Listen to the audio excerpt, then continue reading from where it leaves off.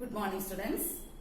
In today's class, we are going to study about organic chemistry, a new chapter, organic chemistry. So, take chapter 8, organic chemistry. Organic chemistry is the branch of chemistry which deals with the study of carbon compounds. So, which is the major element in organic compounds? Carbon is the major element in organic compounds. Then, if an organic compound contains only carbon and hydrogen, such compounds are called hydrocarbons. Organic compounds which contain carbon and hydrogen only are called hydrocarbons. This is the general formula of hydrocarbon. According to the general formula, a hydrocarbon contains X atoms of carbon and Y atoms of hydrogen. Now we are going to discuss the unique properties of carbon. Why carbon compounds are studied under a special branch due to certain qualities of carbon. Unique properties of carbon. So now let us discuss the unique properties of carbon. So carbon, we know that it is an element with the atomic number 6. Then the electronic configuration is 2,4. From the electronic configuration we can say that there are 4 electrons in the valence shell and there are, or otherwise, how many valence electrons are there? 4 valence electrons. And we already know that if the valence shell contains 4 electrons or 4 to 7 electrons, such elements are said to be non-metallic in nature. So carbon is a non-metal. And non-metals usually undergo chemical bonding by sharing of electrons. In organic compounds or in hydrocarbons, carbon is bonded with carbon atom, make covalent bond with hydrogen atoms. We know that there are 4 electrons in the outermost shell.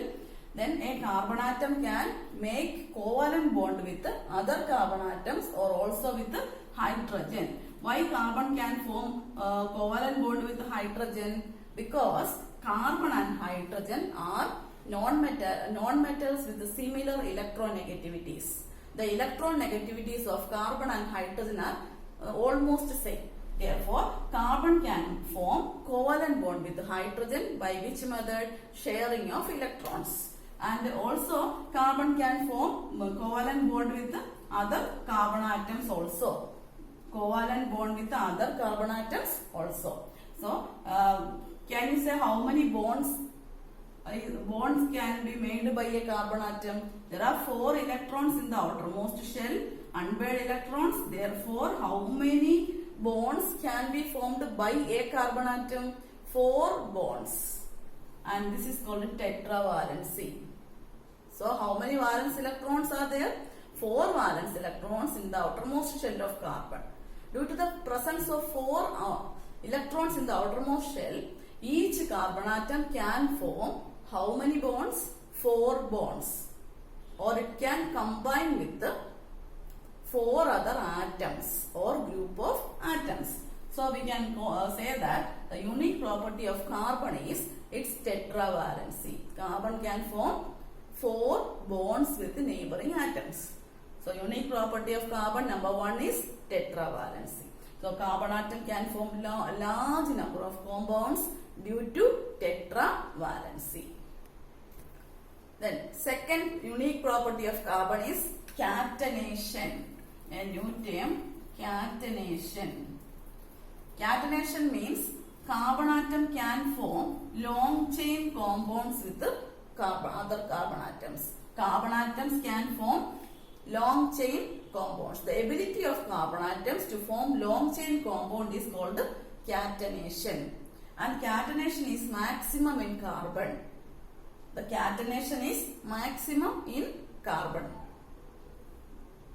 So, name the 2 unique properties of carbon. One is tetravalency and number 2 is catenation. So, due to this property, carbon atoms can form long chain compounds, branched chain compounds and cyclic compounds also. And due to tetravalency and catenation, carbon can form multiple bonds. Multiple bond means carbon atoms can form single bond, double bond and triple bond. This is the meaning of multiple bond.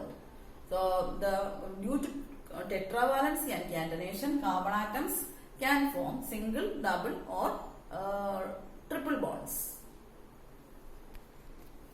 So there is another term which is isomerism. Isomers are compounds having the same molecular formula but different structural formula. I am going to write a carbon compound which contain 4 hydrogen atoms. An organic compound contain 4 carbon atoms. Okay. So this compound can be rearranged like this. So write 3 carbon atom in a straight chain and attach the 4th carbon atom to the middle carbon. So from these two compounds have the same molecular formula but their structures are different. Such are called isomers. So isomers are compounds having the same molecular formula but different structural formula. And we in details we will study about isomerism in the next page. Now let us compare the organic and inorganic compounds. Organic compounds mainly composed of carbon, hydrogen and in few cases organic compounds may also contain sulfur, oxygen, nitrogen etc. But inorganic compounds contain all the elements.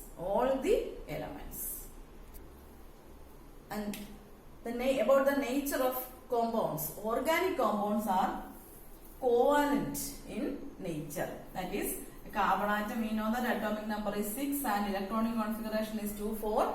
So, carbon can form covalent compound because it is non-metallic in nature. Carbon can form covalent compounds. So, organic compounds, the bond present in organic compound is covalent. Carbon can form covalent bond with the neighboring carbon atoms and also with the hydrogen atoms. But in inorganic compounds, the bond present is ionic in nature. So what is the difference between covalent and ionic compounds? Covalent compounds are non-polar. There is no charge separation. But ionic compounds are formed by transfer of electrons. Due to the transfer of electrons, there is a charge separation. For example, NaCl is an inorganic compound. And this is an ionic compound. So by the transfer of electrons from sodium to chlorine, Na sodium get positive charge and chlorine atom get a negative charge. So the ions are present in ionic compounds. And these ionic compounds are soluble in water and the compounds are having high melting and boiling points. Ionic compounds have high melting and boiling points. But covalent compounds are low melting and boiling points because of the absence of ions. Due to the absence of ions, the covalent compounds are held by weak force of attraction. In chemical bonding chapter, we studied about the comparison of carbon compounds and inorganic compounds or ionic compounds. Covalent compounds, there is no charge separation, therefore the molecules are held by weak van der Waals force of attraction. Hence, covalent compounds are soluble in organic solvents and insoluble in water. Then inorganic compounds are formed by transfer of electrons. Due to the transfer of electrons, the charges are already present in the compound. Such compounds are soluble in water, or generally inorganic compounds are soluble in water. Then organic compounds are bad conductors of heat and electricity due to the absence of free ions. But ionic compounds are good conductors of heat and electricity either in the molten state or in the aqueous solution state. Then the organic compounds are highly volatile. And you reason, because organic compounds are covalent in nature and molecules are held by, suppose this is a molecule of a covalent compound, these molecules are held by only a weak van der force of attraction. A weak van der Waals force of attraction holding the molecules together. So organic compounds are highly volatile, but inorganic compounds are non-volatile. The reason is inorganic compounds contain free ions, positively and negatively charged ions, and they are held by strong electrostatic force of attraction. Therefore, inorganic compounds are non-volatile. Then organic compounds are combustible. Combustible meaning substance which catch fire is called combustible substances. Organic compounds are highly combustible. For example, kerosene is an organic compound. Petrol, kerosene, diesel, so many examples are there. Organic compounds are combustible. They catch fire easily. And inorganic compounds are non-combustible. Then organic compounds exhibit isomerism. But ionic compounds do not exhibit isomerism. Then organic compounds can exhibit catenation. You know that catenation is the ability of carbon atoms to form long chain compounds. And inorganic compounds do not exhibit catenation. So these are the comparison between these points are used to compare the properties of organic and inorganic compounds. So write down the notes and study well. Thank you.